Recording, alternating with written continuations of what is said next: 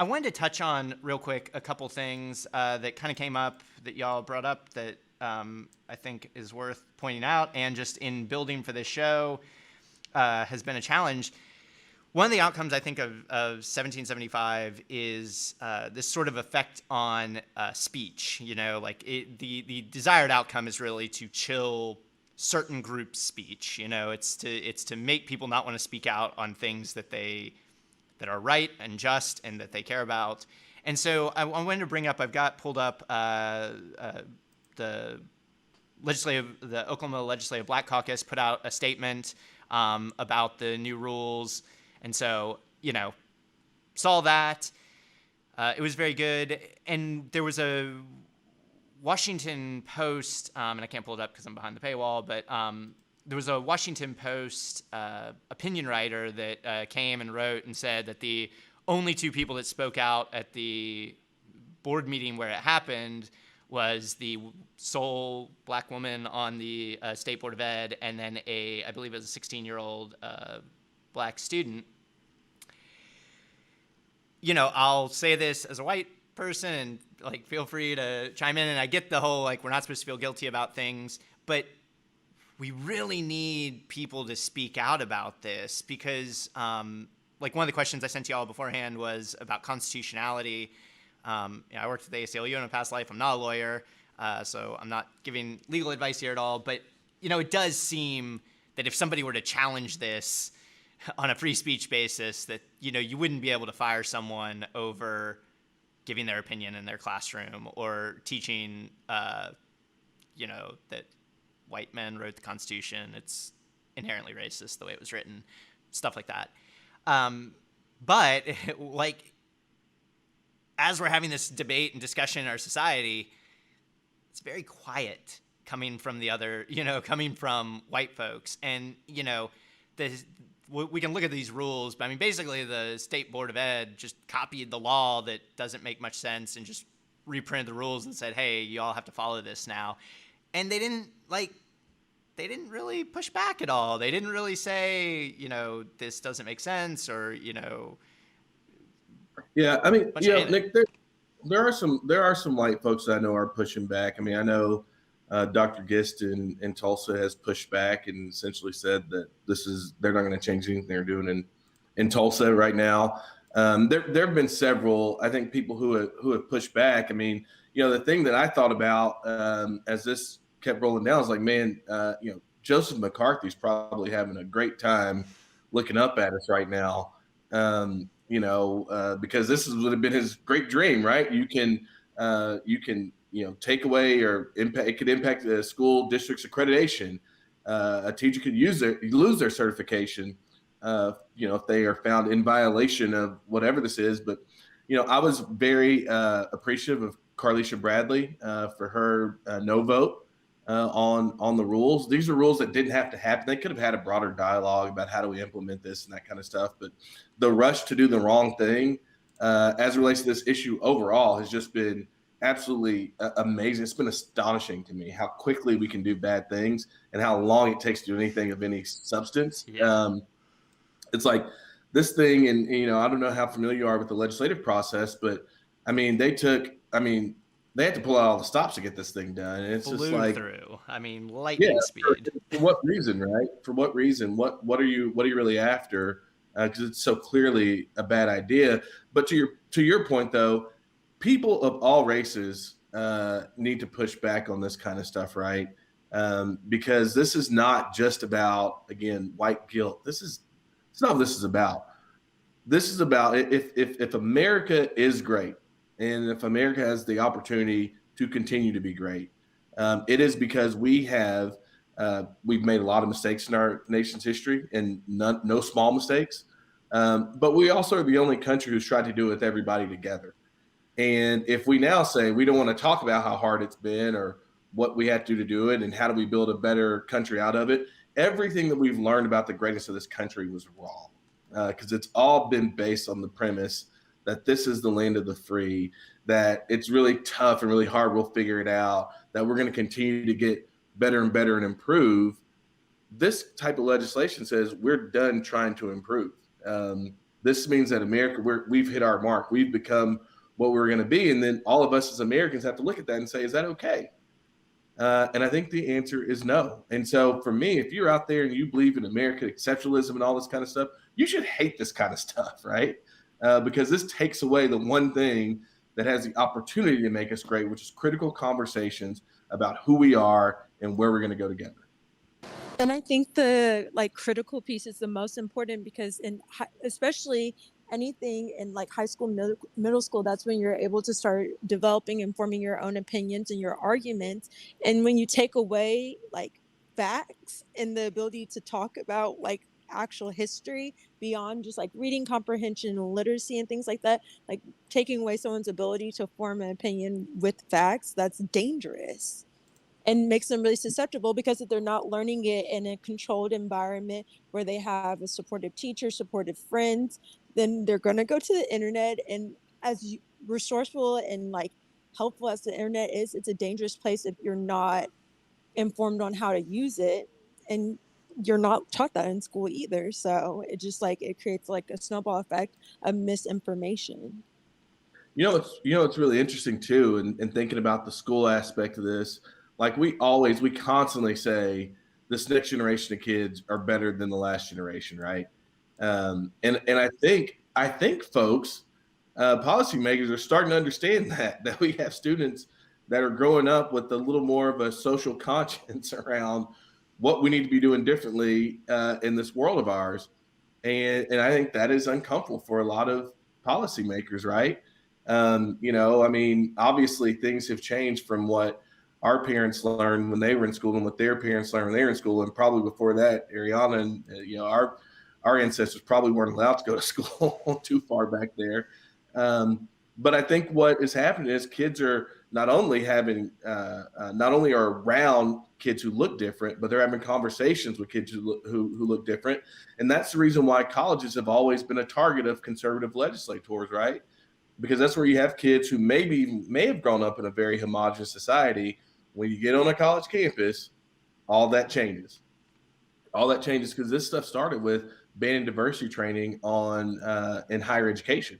Yeah, and that to me was a direct response to OU's repeated multi-year experience of students using the N-word and getting caught on camera and then mandating oh my gosh, we got to stop this, and trying to correct course after OU not just once but many times became a national embarrassment. Yeah. And so the answer is, instead of trying to get through that and create space to work through those issues, it's we're literally going to pass a law banning that from happening. Anyway, so go ahead. And there's other colleges across the country have the same thing, right? There's still people going to parties in blackface. Yeah. My mom was telling me she worked at Baylor University and they had a Drinko de Mayo party where everybody dressed up like they were Mexican and were getting hammered on Cinco de Mayo. And what?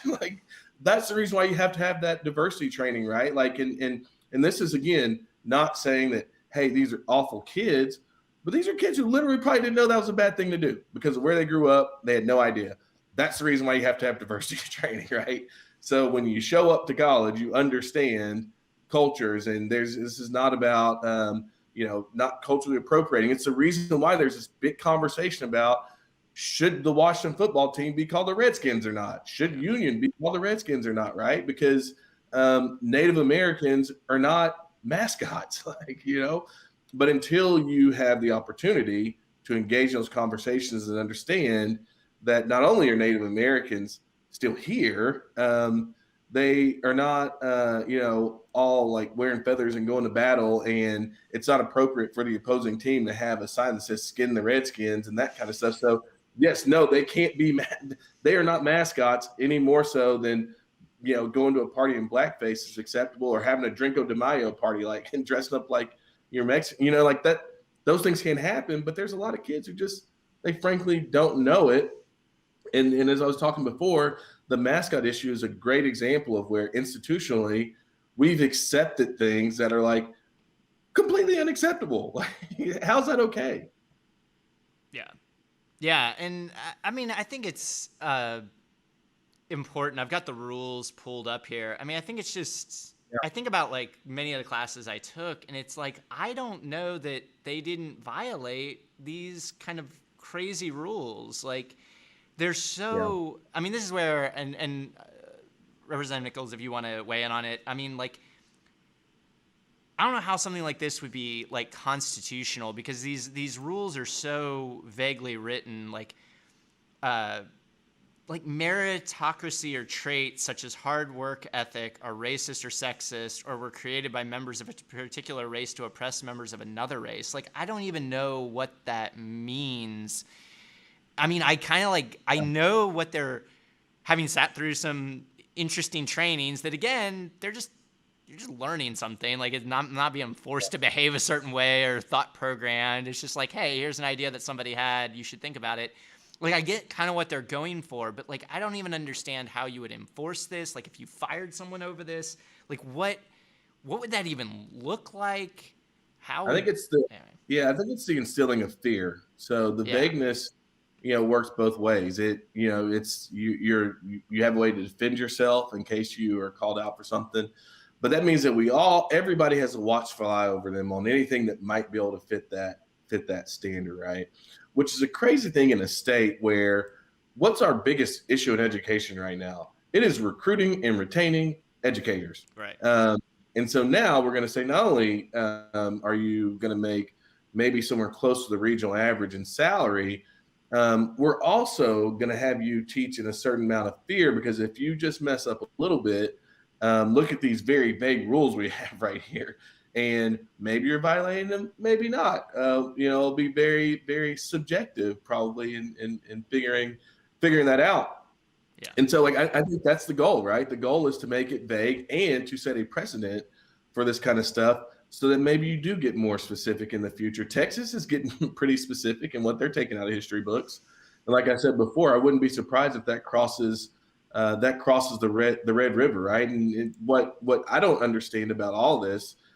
From the conservative mindset, while so many of us are looking at ways to grow our party, they, I guess, have decided they've maxed out on membership, and they're just going to try to change the rules in education because, for that very reason, right? Like we put these rules in place so that we can dangle accreditation over the head of school districts, so we can dangle certification over the head of educators. And so we can instill this fear in education in a way that I don't know that I've ever seen, in my lifetime in particular, as far as like what it means for educators. I'm not sure I've seen anything like this before. Well, and so we're these topics draw trolls on the internet, so we're getting some good comments in our Twitch that are great, because it's like, and this is a very popular thing on these sorts of like right-wing thought policing sort of topics. It's like, well, there's a teacher on a video somewhere that taught that like math is racist, or that, activist teachers are attempting to teach, these very specific concepts.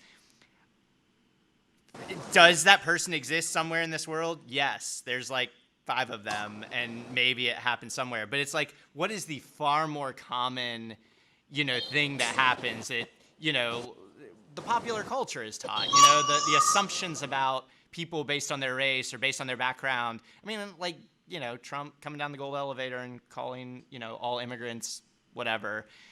Like, that is much more likely to get taught than some super vague, ultra,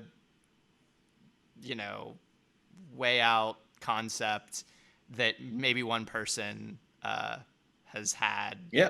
Ever. I mean, in my experience in the legislature, sorry, and I know you have something to say, so I'll pause to say this, but if we're taking that one example, just in my time in the legislature, my 5 years, there's a Republican state senator that had an underage male prostitute in a motel. So am I supposed to believe that all Republican politicians have underage prostitutes that they take to hotels? Like, no, that's not that's a one-person thing. It's such an outlier that we can't paint everybody with a broad brush on that. So yeah, we can find an example of just about anything, but it's not fair to apply that across the board, particularly when, and I asked the author of the bill this, and I ask anybody this, give me an example where this is an issue impacting our state. Give me an example. And so if you can't point to that one example and tell me how prevalent that example is, it's kind of disqualifying in my opinion. Sorry, Ayana. No, you're fine. I was just going to talk more about the more like common teachings in like Oklahoma public schools. It's definitely not the ultra radical, forward thinking as much as we would like to like imagine. It's more so teachers that are comparing indentured servitude to slavery Right. and completely omitting specific details about the land run and things like that. Like that's the standard.